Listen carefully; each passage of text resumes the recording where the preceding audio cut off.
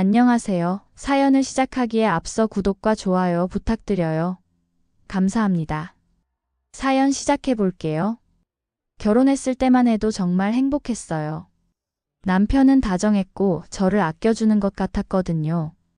물론 시어머니가 좀 까다로우시긴 했지만 그래도 참을 만하다고 생각했죠. 남편에게는 형이 한 분 계셨어요. 아주버님은 작은 사업을 하시는 분이었죠. 형님도 처음 봤을 때부터 정말 착하고 순한 분이라는 생각이 들었어요. 문제는 시어머니였죠. 시어머니는 정말 두 아들밖에 모르시는 분이었어요. 시아버지께서 일찍 돌아가시고 나서 혼자 두 아들을 키우느라 고생하셨다고 늘 말씀하시곤 했어요. 그래서인지 아들들에 대한 사랑이 정말 남달랐죠. 아니, 사랑이라고 하기엔 너무 맹목적이었어요. 더 큰 문제는 아주버님과 남편 모두 시어머니 말이라면 꼼짝 못했다는 거였어요. 시어머니가 뭐라고 하면 그냥 그 말이 곧 법이었죠. 형님은 정말 불쌍했어요. 시어머니가 형님을 엄청나게 부려먹으셨거든요. 형님 집안이 그저 그렇다고 대학도 못 나왔다고 시어머니가 노골적으로 무시하셨어요. 형님은 어머니가 일찍 돌아가셔서 아버지와 살았는데 아버지가 몸이 안 좋으셔서 형님이 친정에 종종 갔었거든요.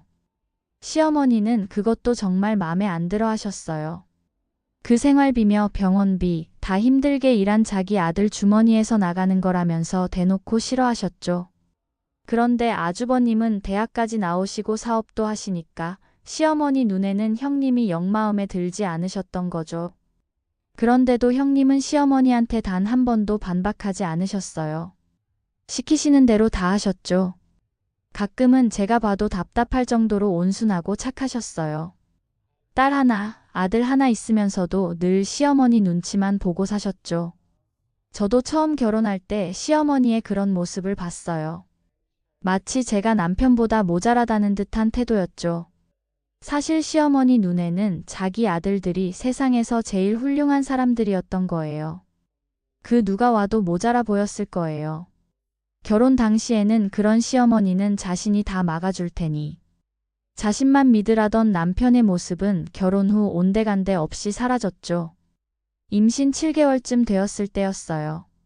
남편이 갑자기 저한테 상의도 없이 퇴직을 해버렸어요. 그러면서 장사를 하겠다고 하더라고요. 정말 어이가 없었죠. 그런 중요한 일을 상의도 없이 덜컥 결정하고 나서 통보한다는 게 말이 됐나요? 더구나 장사는 무슨 돈으로 하겠다는 건지도 모르겠고요. 결국 친정에서 도움을 주셨어요. 아버지가 평생 열심히 일하셔서 저희 집에는 빌라 건물이 하나 있었거든요. 1층이 상가였는데 마침 한 군데가 비어 있어서 아버지가 자리를 내주신다고 하셨어요. 그런데도 시어머니는 고마워하기는커녕 낡은 빌라에 손볼 데가 더 많다면서 불만만 토로하셨어요. 남편도 장사에 눈이 멀어서 주변이 보이지도 않는 것 같았고요. 결국 남편은 대출을 받아서 집기도 사고 오픈 준비를 했어요. 그런데 처음 시작부터 사람을 쓴다고 하더라고요. 장사가 어떻게 될지도 모르는데 덜컥 사람부터 뽑는다니 내키지 않았지만 남편 고집이 워낙 세서 막을 수가 없었어요.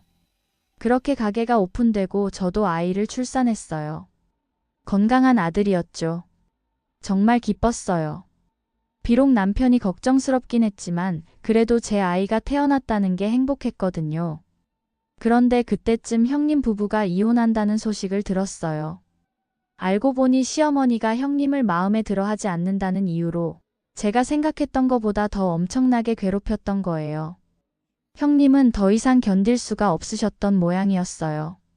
그런데 그 마음이 또 이해가 되기도 했어요. 아픈 아버지 때문에 안 그래도 힘들 형님인데 시어머니의 말들은 정말 상처 주는 말들이었으니까요. 결국 형님은 이혼을 하셨어요. 형님이 조카들을 양육할 여건이 안 되어서 조카들은 아주버님이 키우기로 했다고 했어요. 그런데 더 어이없는 일이 벌어졌죠. 시어머니가 갑자기 저한테 조카들을 키우라고 하시는 거예요. 너 아들도 태어났으니까 같이 키우면 더 편할 거야. 조카들이 있으면 내 아들도 외롭지 않을 테고. 정말 말도 안 되는 소리였어요. 제 아들도 이제 막 태어났는데 조카 둘까지 키우라니요. 더구나 그 조카들이 왜 제 책임이 되어야 하는 건가요? 어머니, 그건 좀 어려울 것 같아요. 제 아들도 이제 막 태어났는데. 뭐가 어려워? 가족끼리 서로 도와야지. 장남이 사업하느라 바쁜데 우리가 조금 희생해야지. 며칠 동안 계속 그런 식으로 괴롭히셨어요. 저는 정말 스트레스를 받았죠. 갓 태어난 아들도 돌봐야 하는데 조카들까지 키우라니 말이 되나요? 그런데 그런 와중에 더 큰 충격이 기다리고 있었어요. 남편이 가게에서 같이 일하는 아르바이트생과 바람을 피우고 있었던 거예요. 친정 부모님이 그 건물 4층에 사시는데 뭔가 이상함을 느끼셨나 봐요. 계속 지켜보시다가 말씀해 주신 거였어요. 아버지는 이미 남편한테 크게 화를 내셨다고 하셨어요. 저는 정말 충격적이었어요. 이제 막 100일 지난 아들이 있는데 어떻게 그런 일을 할 수 있는지 이해가 안 됐어요. 도저히 참고 넘어갈 수가 없더라고요. 우리 아버지가 내주신 자리에서 아르바이트생과 바람을 피우다니 정말 뻔뻔했어요. 친정 부모님도 당장 짐 싸서 오라고 하셨어요. 아버지는 이미 우리 신혼집도 내놓으셨다고 하시더라고요. 아버지가 전세를 얻어주신 거였거든요. 그런데 그 와중에 시어머니가 집에 쳐들어오셨어요. 그러면서 하시는 말이 정말 가관이었죠. 너 조카들 봐주는 게 뭐 어렵다고 버텨? 애 크면 오히려 같이 키우는 게 편할 건데 생각이 짧네. 가족끼리 그렇게 계산하고 이기적으로 하는 거 아니다. 그러면서 하시는 말이 더 가관이었어요. 내 성깔 몰라서 그러냐? 너도 쫓겨나고 싶어? 그 순간 정말 어이가 없었어요. 지금 상황이 뭔지도 모르시는 건가요? 저도 참을 수가 없어서 말했어요. 뭔가 큰 착각을 하시는 것 같은데요? 쫓겨날 사람은 제가 아니라 어머님 아들이죠. 어머님도 당장 나가주세요. 시어머니는 정말 화를 내시더라고요. 한참 실랑이를 하다가 결국 욕을 하면서 가셨어요. 그날 밤 아버지는 가게 비밀번호도 바꿔버리고 임대 놓는다고 가게 앞에 붙여놓으셨다고 했어요. 다음날 아침 출근 준비하는 남편한테 말했어요. 가게 나갈 필요 없어. 아빠가 가게 내놨대. 그리고 이 집도. 그냥 그대로 짐 싸서 가면 돼. 남편은 갑자기 무슨 소리냐고 난리를 쳤어요. 그래서 말했죠. 어디 양심도 없이 가게에서 아르바이트생이랑 바람을 피워? 그것도 갓 태어난 자식 두고 그게 할 짓이야? 계속 싸우다가는 끝이 안 날 것 같아서 그냥 제가 짐을 싸서 친정으로 왔어요. 그날 아버지가 신혼집에 가서 남편 보고 당장 나가라고 하셨대요. 그리고 이혼하라고. 애 얼굴이라도 보고 살고 싶으면 하라는 대로 하라고 했다고 하셨어요. 결국 모든 걸 알게 된 시어머니가 저한테 다시 연락하셨어요. 다시 생각해보라고 하시더라고요. 그런데 그러면서 하시는 말이 정말 어이가 없었어요. 남자가 사회생활 좀 하다 보면 한 번씩 실수도 하는 거지. 그 정도도 이해 못 해주니? 한 번만 눈 딱 감고 넘어가. 애도 있는데 어쩌려고 이혼을 해? 적반하장도 유분수였어요. 정말 모전자전이더라고요. 그 후로도 시어머니는 자기 아들 편에 서서 애도 당연히 데려갈 수 없다는 식으로 말하셨어요. 결국 우리는 이혼하기로 했어요. 당연히 아이는 제가 키우기로 했고요. 시어머니는 결국 그렇게 아끼시던 두 아들이랑 함께 살게 되셨어요.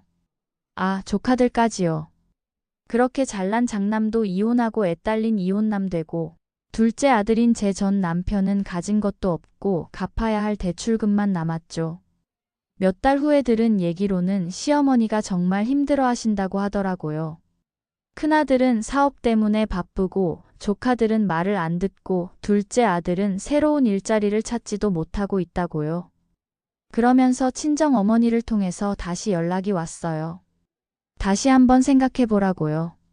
친정 부모님께서는 요즘 때가 어느 때인데 아직도 자기 자식만 감싸고 도냐고, 그 집안은 서로 독립할 수 없는 관계라면서 결혼하지 말고 그 셋이 꼭 함께 살아야 한다고 하셨어요. 괜히 귀한 남의 집 자식 고생시키면 안 된다면서요. 정말 그랬어요. 시어머니는 자기가 무슨 황제라도 되는 줄 아셨나 봐요. 며느리들이 자기 말 한마디에 꼼짝 못할 줄 아셨던 거죠. 하지만 현실은 달랐어요. 형님도 이혼하고 나가셨고 저도 이혼하고 나왔죠. 이제 시어머니는 정말로 아들들만 남은 거예요. 몇 개월이 더 지나고 나서 들은 얘기로는 시어머니가 정말 많이 변하셨다고 해요. 예전처럼 거만하게 구시지도 못하시고 조카들 돌봐주는 것도 보통 일이 아니라고 하시더라고요. 특히 큰아들이 사업 때문에 출장을 자주 가시는데 그러면 시어머니 혼자서 조카 둘을 돌봐야 하신대요. 아이들이 할머니 말을 잘 안 들어서 정말 힘들어 하신다고 들었어요. 둘째 아들인 제 전 남편은 아직도 변변한 일자리를 구하지 못했다고 해요. 가게 운영하면서 생긴 대출금 때문에 신용도도 낮아졌고 나이도 있다 보니 취업이 쉽지 않다고 하더라고요. 저는 후회하지 않아요. 오히려 일찍 정리된 게 다행이라고 생각해요. 만약 그때 참고 넘어갔다면 지금쯤 더 큰 상처를 받았을지도 모르거든요. 아들도 건강하게 잘 자라고 있고 저도 새로운 삶에 적응하고 있어요. 시어머니의 후회나 한탄은 더 이상 제 몫이 아니에요. 그분이 선택하신 길이니까 그 결과도 감수하셔야죠. 가끔 생각해보면 정말 웃겨요. 내 성깔 알지? 너도 쫓겨날 줄 알아. 라고 하셨던 그 말이요. 정말 큰 착각을 하고 계셨던 거예요. 쫓겨난 건 저희가 아니라 시어머니의 아들들이었거든요. 그것도 스스로 자초한 일이고요. 결국 시어머니는 자기가 그토록 아끼던 아들들과 함께 남았지만 현실은 상상했던 것과 전혀 달랐어요. 며느리들이 없으니까 모든 집안일을 혼자 해야 하고 조카들은 말을 안 듣고 둘째 아들은 백수가 되어서 집에서 놀고만 있고요. 저는 앞만 보고 살아갈 거예요. 아들과 함께 행복한 미래를 만들어가면서요. 그리고 절대로 그 집안과는 다시 엮이지 않을 거예요. 얼마 전에는 형님한테 전화가 왔어요. 시어머니가 혼자서 형님이 살던 집 앞까지 가셨다는 거예요. 형님을 만나서 사과하고 싶으셨나 봐요. 그런데 형님은 이미 이사를 가신 후였고 새 주소도 알려주지 않으셨다고 해요. 시어머니가 몇 번 전화해서 받았더니 한 번만 만나자고 할 얘기가 있다고 해서 형님이 다신 보고 싶지 않다고 했대요. 그래서 시어머니가 그 집 앞에서 한참 서 계시다가 그냥 돌아오셨다는 거예요. 형님은 요즘 아버지 간호하면서 일도 하시면서 지낸다고 했어요. 막상 이렇게 이혼하고 나서 보니 지금껏 왜 참고만 살았는지 후회하신다면서요. 그리고 아이들을 데려오기 위해서 열심히 일하실 거라고 하는데 목소리가 훨씬 밝아지신 것 같았어요. 종종 시어머니가 문자도 보내고 전화도 하신다는데 형님은 아이들 만날 때만 아주버님 통해서 연락한다고 했어요. 그동안 정말 시어머니한테 쌓인 게 많으셨을 거예요. 형님이 얼마나 착하고 좋은 분이었는데 그런 분을 그렇게 괴롭혀서 쫓아내시고 저도 마찬가지고요. 이제 와서 후회한다고 해서 되돌릴 수 있는 일이 아니에요. 시어머니가 정말로 변하셨다면 좋은 일이지만 저희와는 상관없는 일이에요. 이미 끝난 사이니까요. 저는 정말 행복해요. 아들도 건강하게 잘 자라고 있고 친정 부모님의 도움으로 안정적인 생활을 하고 있어요. 시어머니 눈치 보지 않아도 되고 바람 피우는 남편 때문에 속상해하지도 않아도 되니까 정말 마음이 편해요. 시어머니는 아직도 가끔 연락하시려고 하시지만 저는 받지 않아요. 더 이상 그분과 대화할 이유가 없거든요. 결국 시어머니의 내 성깔 알지? 너도 쫓겨날 줄 알아. 라는 말은 완전히 빗나간 거예요. 쫓겨난 건 오히려 시어머니 쪽이었죠. 며느리들이 모두 떠나고 이제는 아들들마저 시어머니를 원망하고 있으니까요. 정말 인과응보라는 말이 딱 맞는 상황이에요. 시어머니가 뿌린 씨앗을 이제 거두고 계시는 거죠. 저는 이제 정말 자유로워요. 그리고 절대로 후회하지 않아요. 그때 용기 내서 정말 잘했다고 생각해요. 비록 결혼에는 실패했지만 전 제 아들을 얻었으니까요. 제 긴 이야기를 끝까지 들어주셔서 감사합니다. 구독과 좋아요, 알림 설정까지 잊지 마세요.